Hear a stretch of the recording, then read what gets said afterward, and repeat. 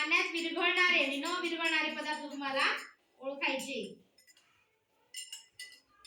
प्रयोग करत असताना हालचाल करू नका, व्यवस्थित लक्ष द्या. आपण तुम्ही घरी सुद्धा करू शकता. तुमच्या पालकांना करून दाखवा. तुमच्या घरी साहित्य असतं की नाही? आपल्या घरात सहज साहित्य असतं. साखर असते, मीठ असतं, त्याच्यानंतर उलटी असते की नाही? उलटी, पीठ, हळद असते की नाही घरी? त्याचा वापर करून तुम्ही हा छोटासा प्रयोग घरी करायचा आहे. आई सरबत करते आपल्या घरी, करते की नाही? सरबत मध्ये आई काय काय करते? साखर. अजून काय टाकते बरं? मीठ. अजून काय टाकते? लिंबू पिळते.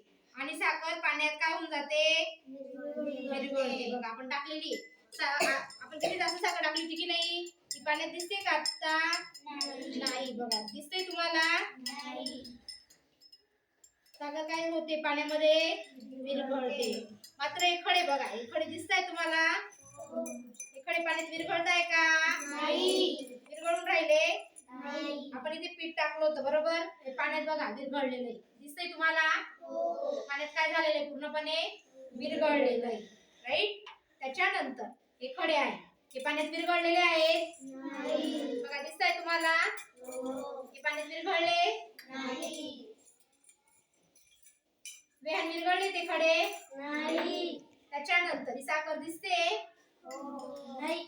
साखर पाण्यात काय झालेली? पूर्णपणे विरघळलेली. काही साखरचे कण आहे, पण पाण्यात काय झालेली? आपण जास्त साखर टाकली होती की नाही? दिसून राहिलं सर्वांना? गाठी दिसते तुला? बघ बरं, कुणाला दिसतंय तुला? बघ बरं, हातात घे. मग हा पाण्यात आपण काय टाकलेलं आहे?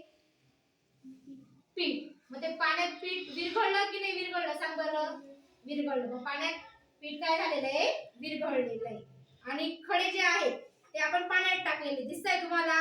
ते पाण्यात विरघळले की नाही? नाही. म्हणून जे पदार्थ पाण्यात विरघळतात, बघा पीठ आहे, साखर आहे, ही तुरटी, ही सुद्धा पाण्यात काय होते? विरघळते. त्याच्यानंतर मध आहे. अशा प्रकारे आज आपण विरघळलेले आणि न विरघळलेले पदार्थ अभ्यासले.